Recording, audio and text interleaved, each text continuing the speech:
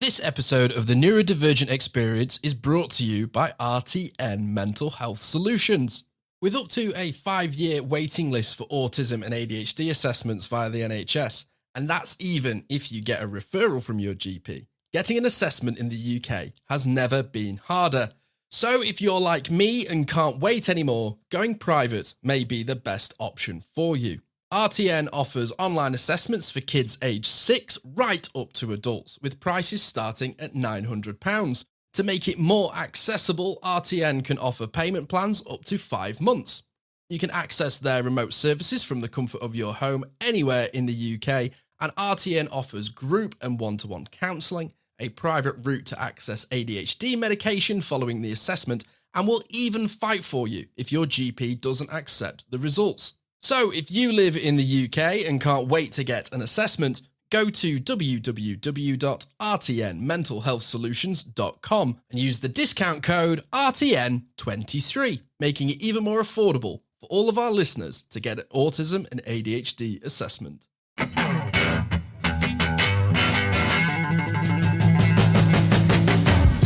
Hello and welcome to the Neurodivergent Experience. I'm your host, Jordan James, a neurodivergent specialist and autistic photographer, and I'm joined by my co-host and very best friend, Simon Scott. Hello, welcome. This is episode 45, Mailbag number 1. Number 1!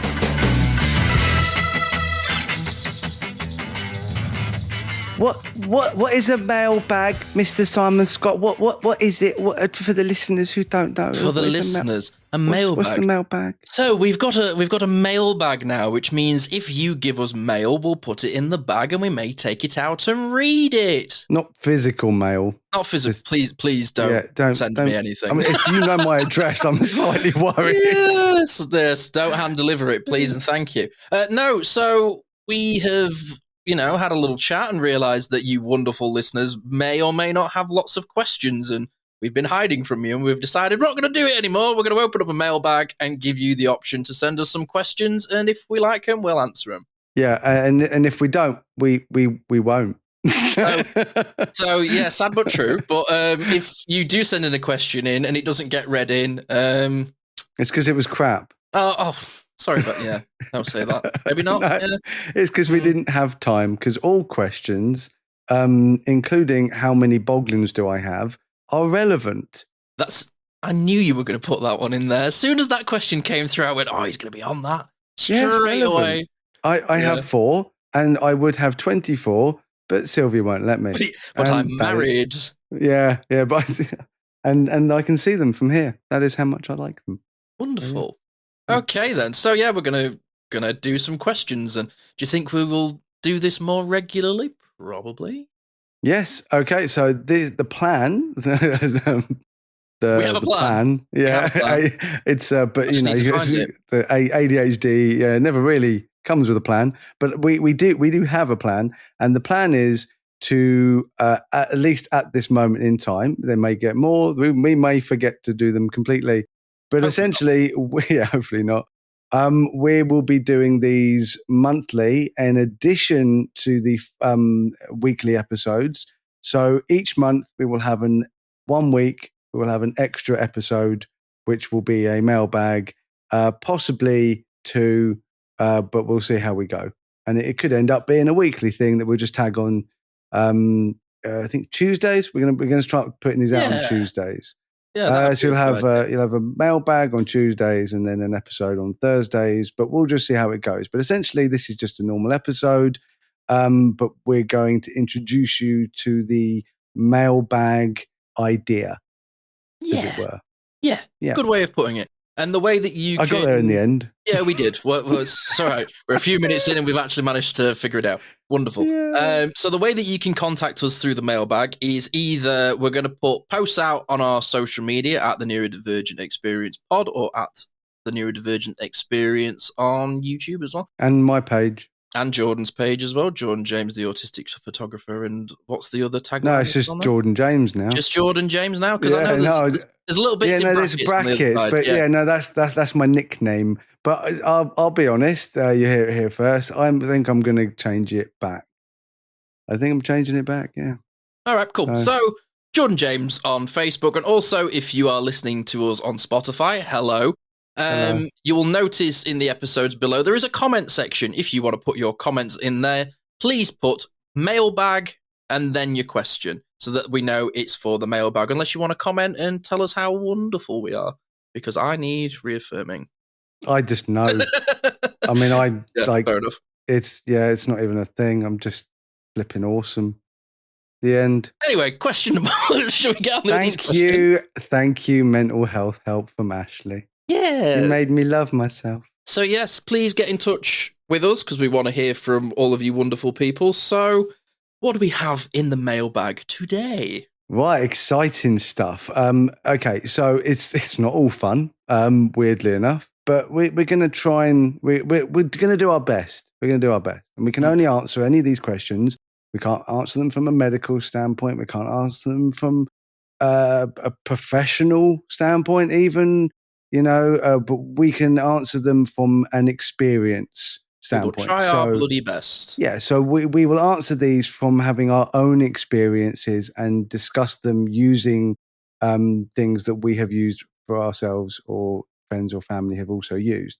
So the first one, which I actually think is a very interesting one, which I don't know if you will be able to answer this, is how can I be a better parent to my daughter who I didn't realize was autistic until she was 16? Oh, yes, leave this one to me, the man who has no children. Anyway. Yeah, I was going to say, that's not really something you can answer. But yeah, I'm here if you need me. Right, but essentially you could still give advice because you have been a 16-year-old and were a lot shorter time than I was. Yes. So what would it have been like for you at 16, or just not even 16, like when your parents found out you were autistic? Like, what could they have done to help you, or what did they do to help you understand yourself? Do you know what? It is a damn good question. One of the things that I think my parents did, which was almost like an overnight switch, is they really stopped trying to push me. Like I used to have with my parents, they would be like, they would trigger my demand avoidance a lot. Go, oh, why don't you do this? Or maybe you should do that. Or, other people are doing this and, oh, you might like it. Other people like it. Or why don't you try these sorts of things? I used to get that a lot with my parents. Like I used to want to play video games a lot. And they used to be like, well, if you're doing that, then you need to do something else. And just trying to be a parent. But a lot of the time I found when I was like 16, my parents were like, you need to focus on this at school and you need to work on this and work on that and work on this and work on that. And it did sometimes get a bit overwhelming. Sometimes I felt like I had a million things to do to try and be normal or to try and fit in with things. And when I got diagnosed, we did talk about that. And I've spoken about it at length with both of my parents. And to be fair, all of us have been a lot happier because my parents have always really worried about me.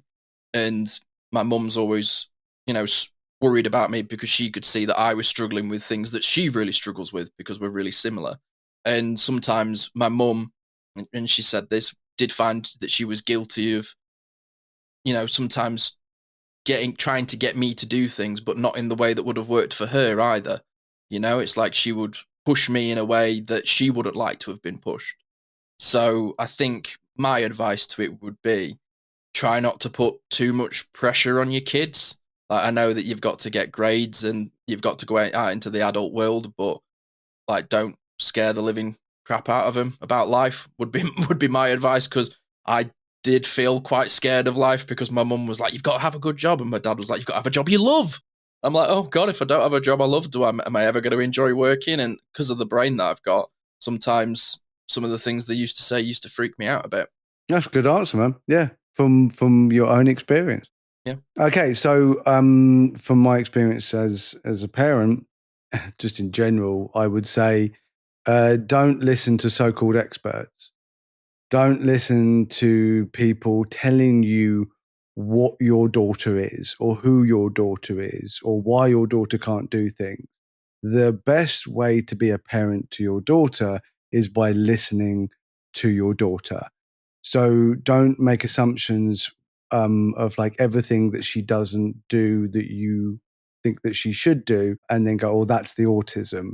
Or, don't start blaming the tism for every negative behavior. Make your household a neuro positive household. That's the most important thing.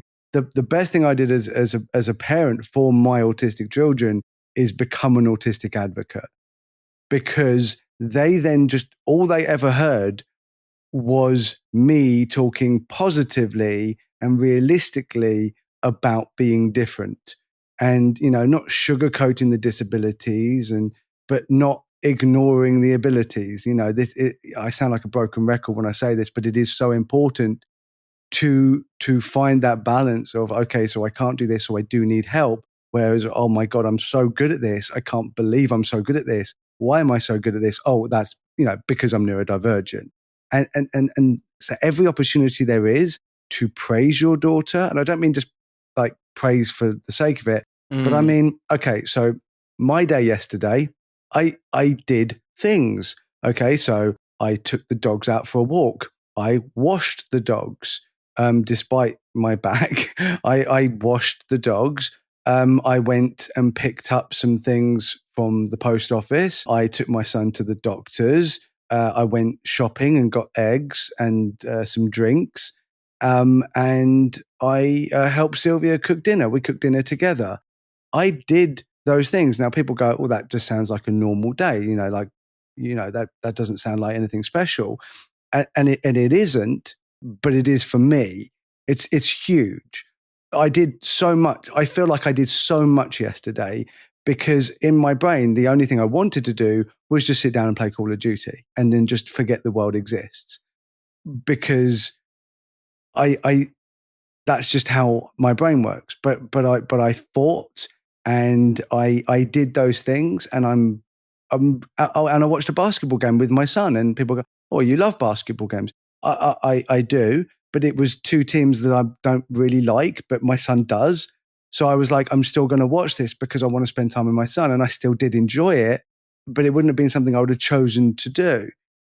And that's the other thing is that, so when your daughter does something that most people go, oh, well, that's, just anybody should be able to do that, make her feel like it's a big deal, because it probably is. It probably is a big deal. And that's the thing, is that people don't seem to realize that just living a quote unquote normal average life is not easy. It's not, especially for me, where I just want to revert to being a child, where I don't have to do anything and everybody does everything for me, like almost like a baby.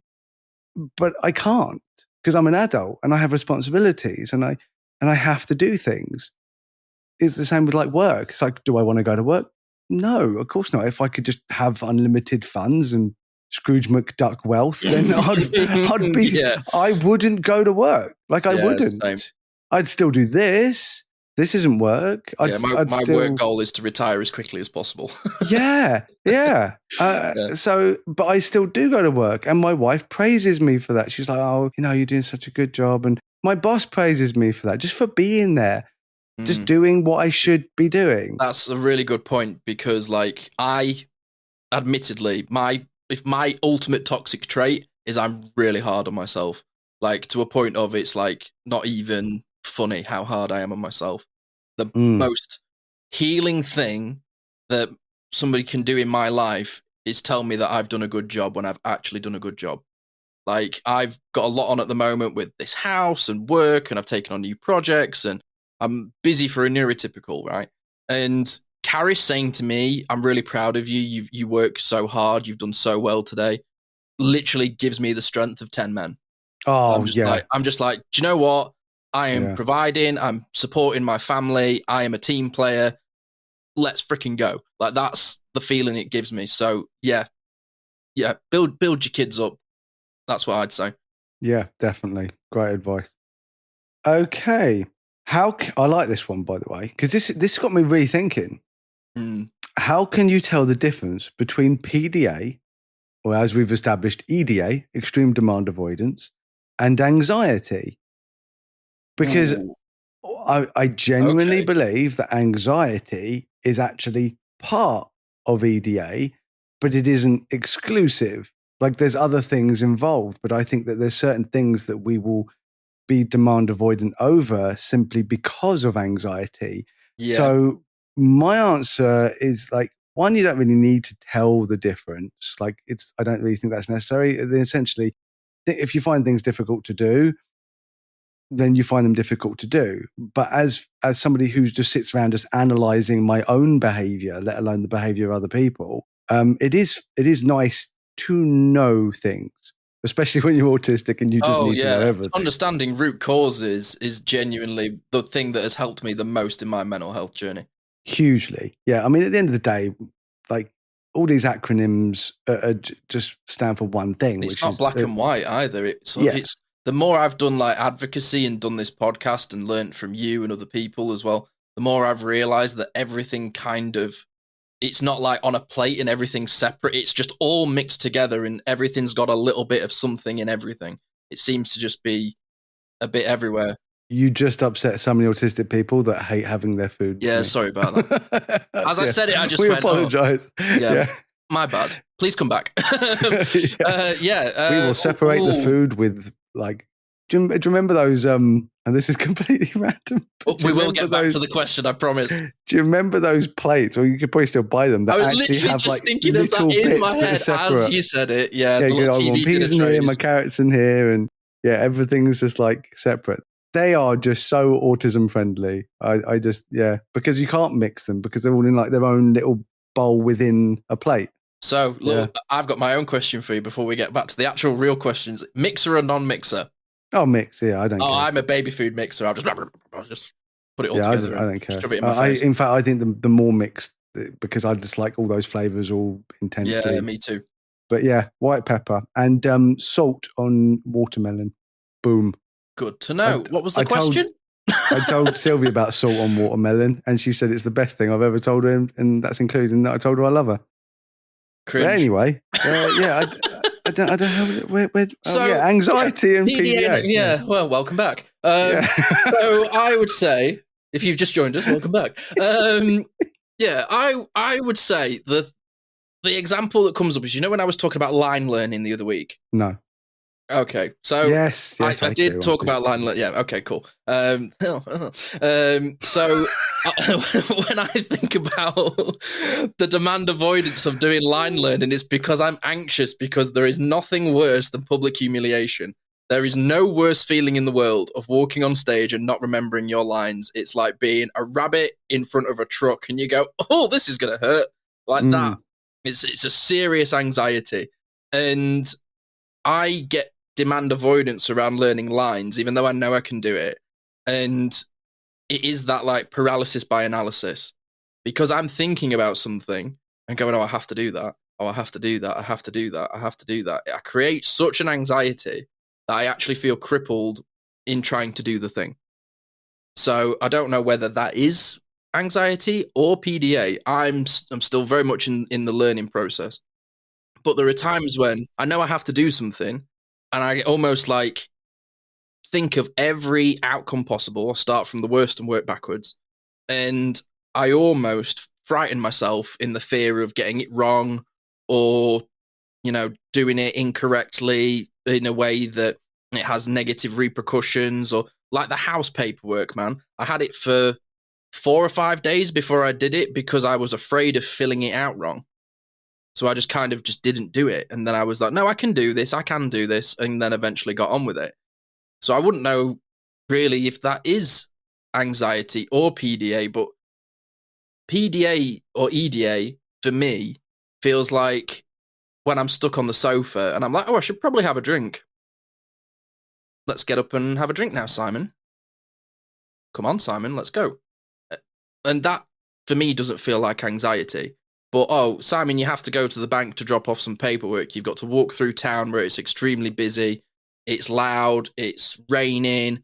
And then sort of thing of going, oh, well, I've got to get that right. And I've got to do this and I've got to do that. And what was I doing again? And like we were talking about with forgetfulness of with ADHD of like, I lose that train of thought and everything seems to unravel. I get really anxious about completing things.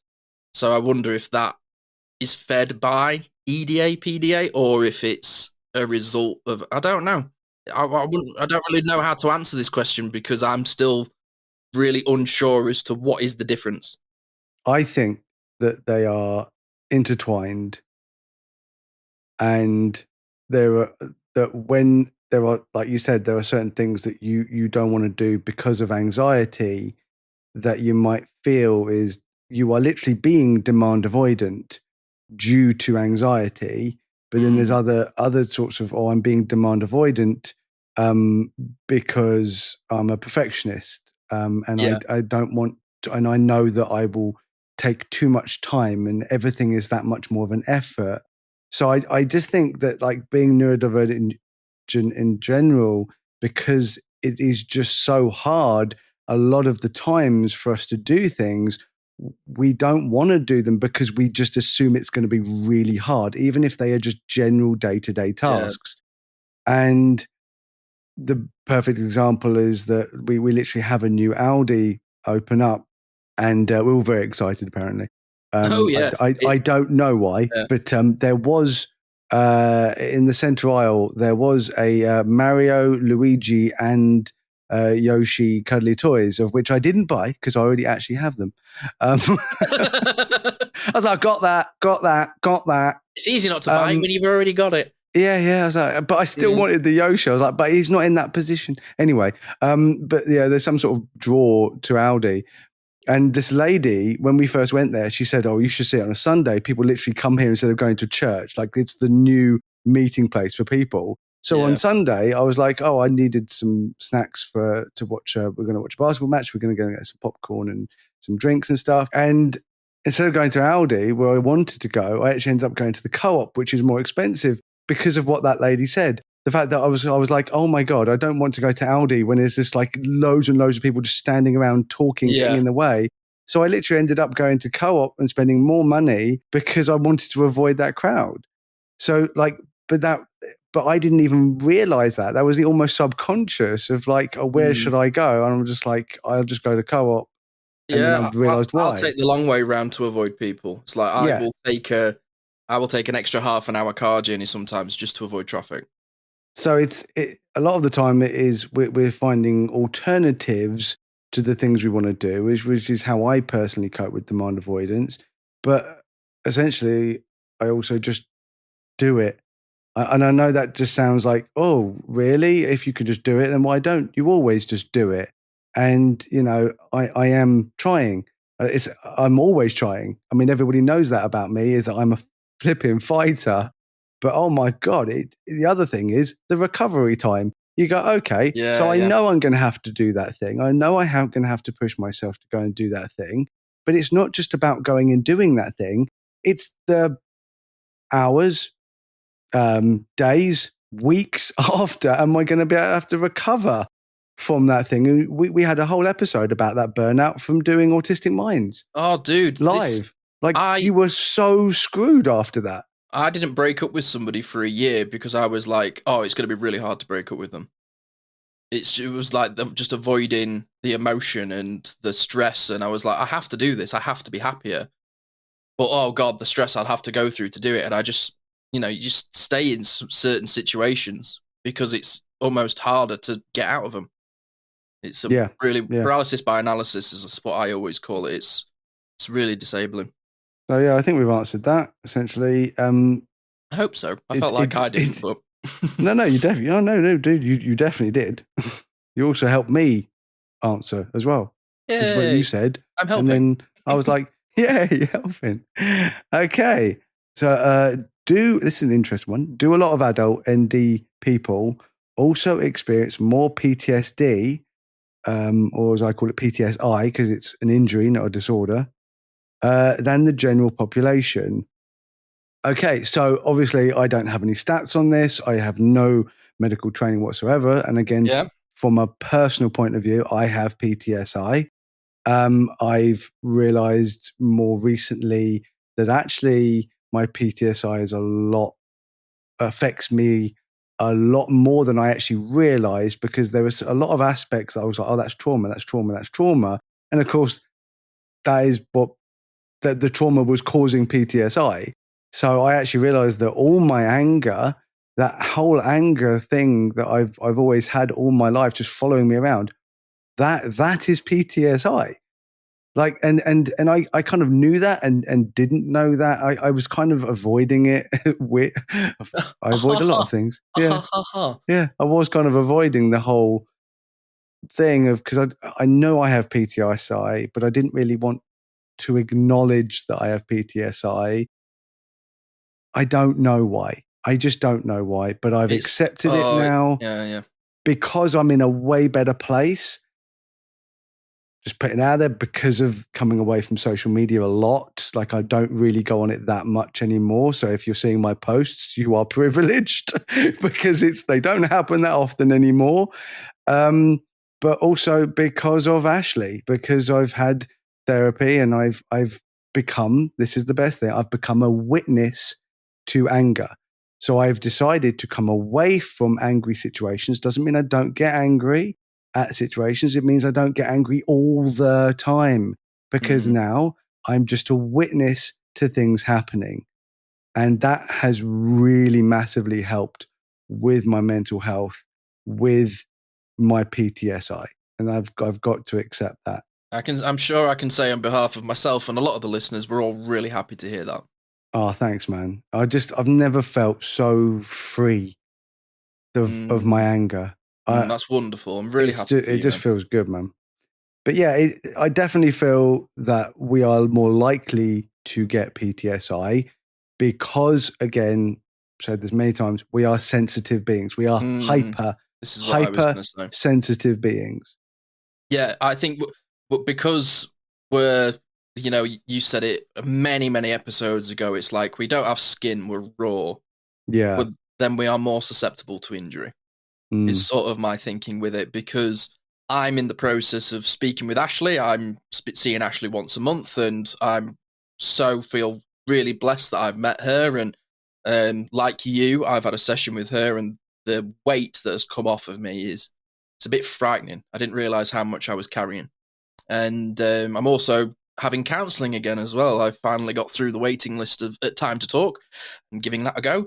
Oh my God, you got through. I know, right? Yeah. It only took me 2 years, and I waited an extra year to get the same person I had before, and then I turned up and they went, oh, he's not free. I was like, oh, of course he isn't. So I've just gone back into the system. But hey, anyway, I'm giving it a go. I'm giving it a chance. And I was talking to this person the other day and to Ashley, and oh, blimey, dude, I've got some scar tissue. I've had a lot of mental injuries, this PTSI. And it affects many elements of myself. It affects my self-worth. It affects me being really, really hard on myself, like I've said before. And there are moments where I have like really bad insecurity in my friendships and even in my relationship with my partner. And that is because of how I've been treated in the past, and that, how I've opened up to people, and people have taken advantage of it. And it is really hard to open up when, like we were talking about a moment ago with EDA and anxiety. I've had EDA in relationships because I'm afraid of committing, because I'm afraid of getting hurt. Like, there have been times where I'm just like, oh, it's easy to not have friends. It's easy to not have a partner because then you can't get hurt.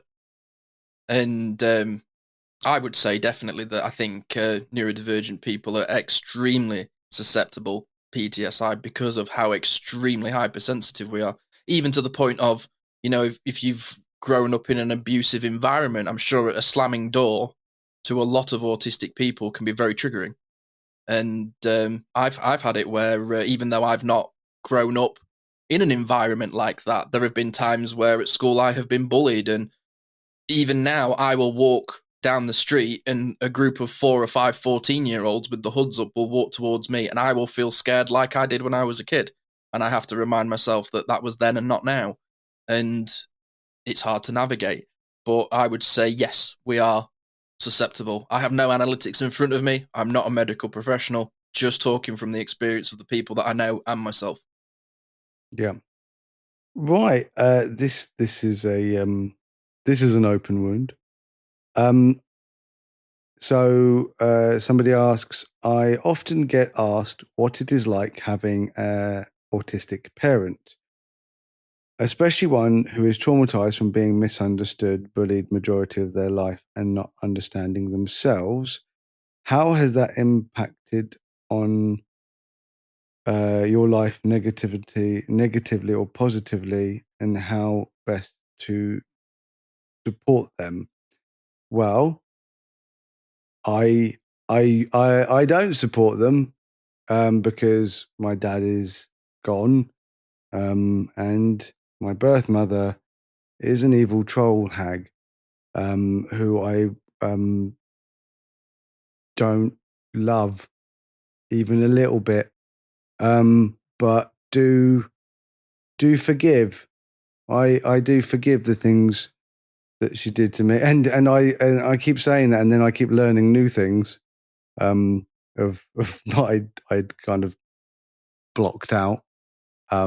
So I know my dad was autistic. I'm fairly sure that my birth mother is neurodivergent. And I know that both of them were also abused and had a bad time. But I'm not going to make excuses. Like I don't like I had the time that I had. They treated me horrifically, especially my birth mother treated me horrifically. And yeah, I didn't do that to my kids. You know, I Stops with didn't. you. Yeah, I didn't. I wasn't perfect, and I definitely did things that I wish I hadn't done.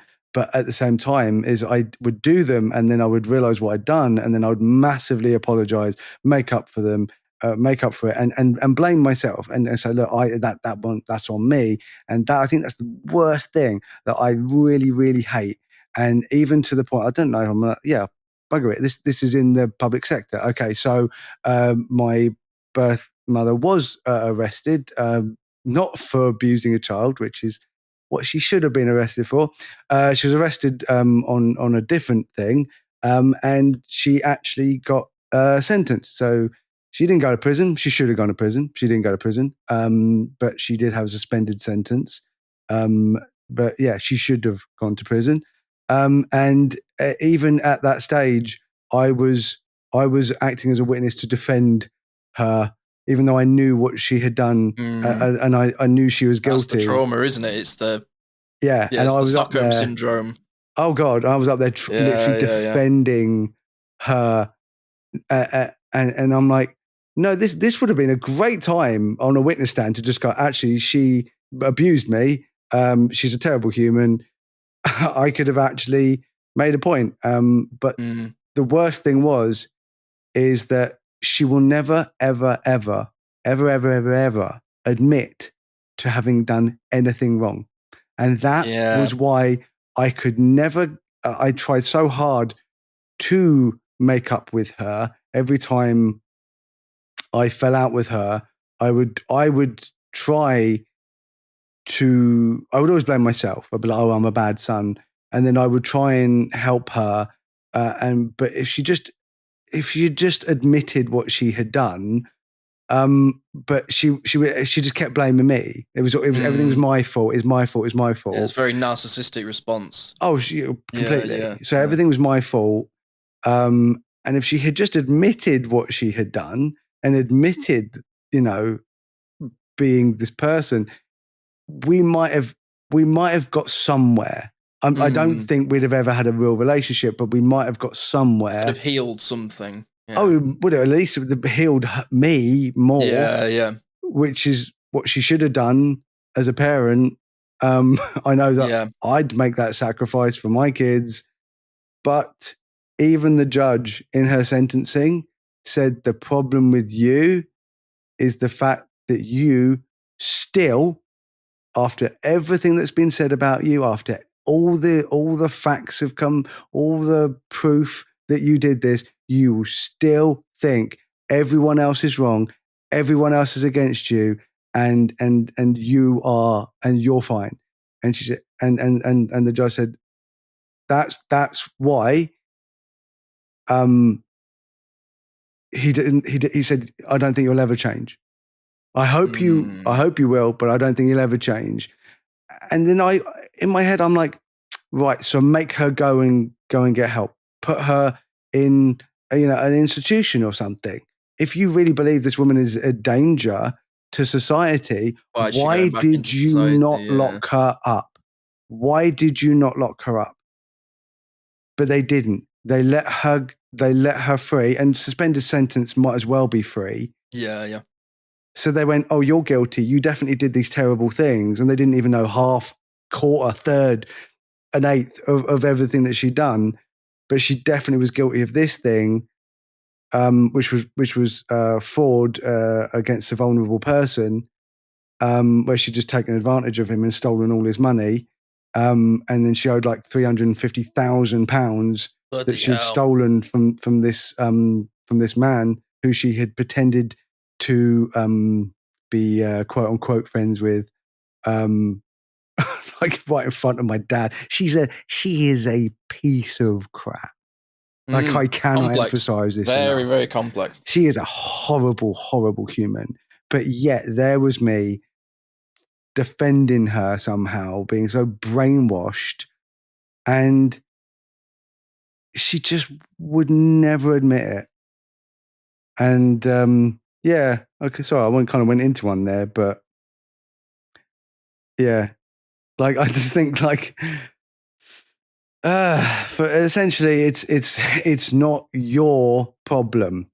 That is what I'm trying to say. If you are a kid and you have traumatized parents and they want help and you can help them, then that's a wonderful thing. But if you know you have traumatized parents and they're still have complete cognitive dissonance, don't make it your thing. Don't sacrifice your time, your life, your mental health on helping your parents. That's not your job. That's their flipping job. Yeah, I would say on the back of that, and I appreciate you talking about it, it takes courage. But I would say your mental health journey starts with you. No one can fix you. You can go to a counsellor, and I think a lot of people do go to counsellors and go, I was expecting you to fix me. Fortunately, I've learned this the hard way. It's you. You have to put the work in, and it never stops. I agree. It's difficult because my relationship with my parents could not be any more different than your own. I still have both my parents, and my mum has had difficulties. She struggled with bullying and ostracization, and unfortunately, a lot of what ND people, like I'm sure yourself listening, can relate to a lot of what's been said in this question, because your story, Jordan, unfortunately, is not unique, and I think about some of the trauma aspects that my mum or dad have struggled with, and there has been times it has leaked into my life, and there have been periods of time in my life where I have really wanted to help my mum and dad. There's been times when my dad's really struggled at work, and people have basically ripped him off and abused his good nature and his work ethic. And my mum has been the same. People abuse her good nature. My mum is a natural healer, and people always seem to just assume that she can do stuff. And there are times where, like, I've really pushed my parents and said, just say no. Like, you've said to me, you've taught me these lessons, then why aren't you doing it? And I've almost like got really angry at the hypocrisy sometimes of like going, well, you raised me to do it like that, so why aren't you doing it? And kind of looked at it in a very, very black and white way. And I'll be honest, that has oftentimes made it worse. Because then I'm just giving them an even harder time. And obviously with understanding what I understand now, that both my parents are ND, I've probably given them demand avoidance by saying to them, just do this, do this, and not been as kind as I could be. There have been times when my parents have made certain decisions and I've just gone, why the hell have you done that? And given them a hard time over it. And it's because I care deeply. But since my diagnosis, and especially since advocating and doing this podcast, I have been a lot kinder to my parents. A lot kinder. I've been a lot kinder to everybody, to be honest, including myself in that. And my advice would be what you have said. you can't fix everybody. Work on yourself, and through authenticity and through working on yourself, if your loved ones spend enough time with you, it will bleed into them, because if they're spending enough time around you, you can pass on energy and grow without having to do it directly. But yeah, it's complex. The parent relationship complex. There's a lot there. And like you were saying, it's not the kid's job to raise the parent. Like some parents are really emotionally dependent on their kids, and I can imagine ND parents being really emotionally dependent on their kids. And yeah, complex. But I would say you can't help everybody. Work on yourself, and hopefully it will pass along. And just try and be kind and have a bit of patience. The line that came to me, because my mum had a really difficult relationship with her mum. My nana's no longer here, so I suppose it's easier to talk about. And my nana was traumatized as a kid, undiagnosed ND, and she passed it along. She would do a lot of really negative things and really complex situations, and because of some of the things she used to do, my parents had to move house loads of times. There was one day, mate, my mum came home from school and they'd moved and not told her. Whoa. So complex. Jesus, dude. And my mum found that really hard to navigate, and she really tried not to bring that into our life. But how can you not? It's your trauma. It follows you everywhere. It's that PTSI. And honestly, the best thing that you can do is talk about it. Like my mum and I we have a great relationship with confidence, and there are times where I will have counselling and I will ring my mum almost to like calm down. And like we were saying with meltdowns, being with people that you love and feeling trust and things like that. Yeah, that's probably one of the difficult things about parents and kids, is because you love your kids so much that you are going to be susceptible to potentially having meltdowns in front of them, and not judging them for that. If you don't want to be judged for it, don't give your parents such a hard time. But the line that my mum said to me about her mum, which really healed a lot of things for her, was, it's her first time here as well. She made a lot of mistakes, but my nana wasn't very good at owning up to them or owning it. My mum is. Yeah. She's really, really good at owning it. And like you say, if she does something, she'll apologize for it, have a communication, talk about it, and normalize it, because my mum and dad have really struggled with elements of being ND that I've struggled with, but not felt like they could show me, or they've had to be strong for me, and they've gone, I'm the parent, you're the child. And me going through this process has managed to actually heal generational trauma in my family, because I've been able to talk about it without getting angry or judging them or going, well, you're to blame for this. And that would be my advice, is talk to them, be kind to them, try and understand where they're coming from. And obviously my situation is very different to yours, so I can only talk from my experience, but that is my perspective on it, is if we talk calmly and just try and figure things out, normally it takes time, but you do get there. Yeah, that's really good, man. I love the fact that you are, despite the fact that, obviously you haven't had an easy time, that you are still close with your parents. Because obviously I've got, my two kids, we're all so close. Yeah. Well, the relationship you've got with your kids is similar to what I have with my mum and dad. Yeah. So because that's what I always wanted to create, despite the fact that, I haven't been perfect, is the fact that I can say that I haven't been perfect. I don't live in this fantasy world where, I'll run through 3 red lights and then tell everybody I'm a great driver. Yeah. Like literally that is something that my birth mother would genuinely do. Like she just had that with everything. Like she could do no wrong. She was a saint. She would literally think she's a saint. Yeah, my mum would bring up this stuff that my nana used to do, and my nana would flat out lie and go, I never did that. And she'd be like, I always used to make you breakfast. I used to make you lovely breakfast before school. And mum would be like, no, you didn't. I cooked breakfast for the other 3 siblings. I got them up and took them to school while you were in bed till 10 a.m.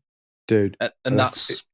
It like sounds like my birth mother and your nana would hit it off famously in their little fantasy worlds. But also, I loved my nana, but she was in a fantasy world. Yeah. Well, I'm